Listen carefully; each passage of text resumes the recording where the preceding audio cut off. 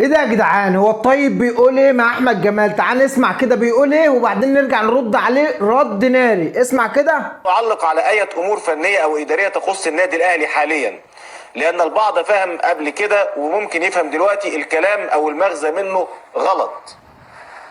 رغم عدم رضاء كل الأهلاوية عن الفريق ورغم تحذيراتنا مرارا وتكرارا بأن مستوى الأهلي في تراجع وانهيار، ولكن رغم كل ما يمر به الأهلي فإن ثقتنا في خروجه وبسرعة من هذه الأزمة كبير. وكانتي وفابينيو وحمد الله ورومارينيو وبقيادة نجمنا المصري أحمد حجازي، الأهلي في كأس العالم مش بتاع الأهلاوية فقط، الأهلي بتاعنا كلنا.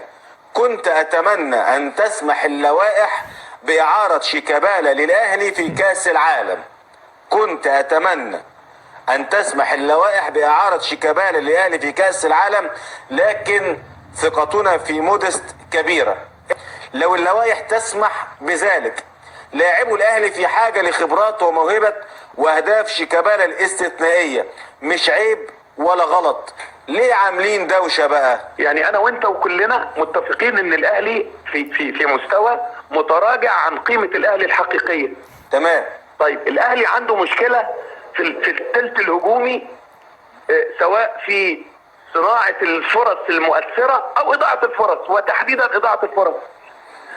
كلنا متفقين ان شيكابالا بيقدم على الاقل شوط كويس قوي على مستوى القيادة، على مستوى صناعة الاهداف، على مستوى احراز اهداف من مواقف صعبة.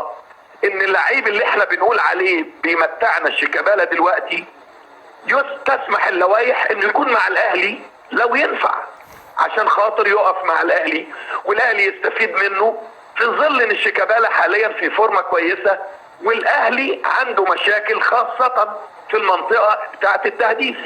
الكلام بسيط جدا، ولا يجرح ولا يزعل ولا يقلق، بس زعل. اللي عايز يفهم صح. بس هو اما زعل. اللي بيتلكك وعايز يوجه الحوار لاتجاهات اخرى ده موضوع تاني.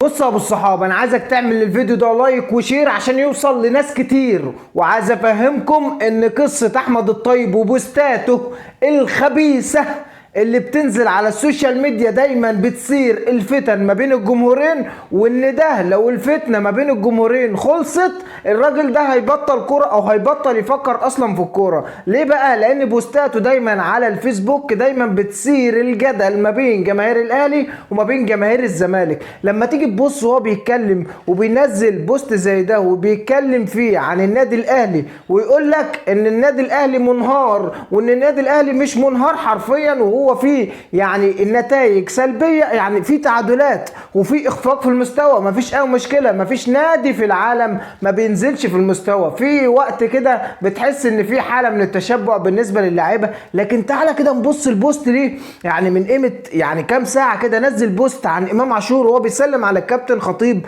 وبيقول فيه يا سلام، جايب صورتين وحاطط صوره واحد وهو بيحضن الكابتن خطيب وواحد وهو بيسلم عليه من بعيد، يقول لك يوه شفت يا جدع، شفت بقى الزعل بيعمل ايه؟ الزعل بيعمل اكتر من كده، الزعل بيعمل اكتر من كده عشان بيسلم عليه بايده من بعيد والتانية بيحضنه ويقول لك ديت في معسكر النمسا وديت في قبل كاس العالم للانديه. حاجه غريبه وحاجه تثير الشغب.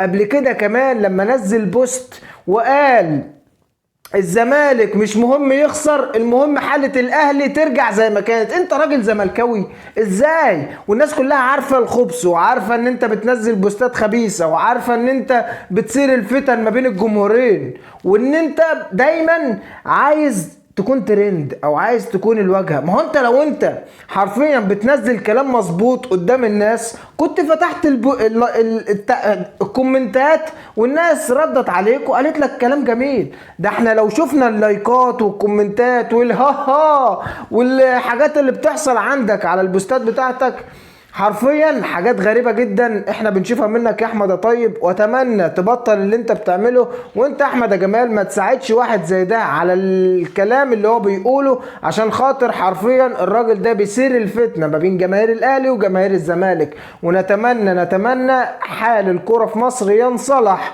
احنا بنطلع نرد على الناس وبننتقد اشخاص مش بننتقد، يعني احنا بننتقد الكلام اللي بيقوله، ماليش دعوه بيه شخصيا هو كويس وحش، انا ماليش دعوه بيه، ما بدخلش في حياه حد.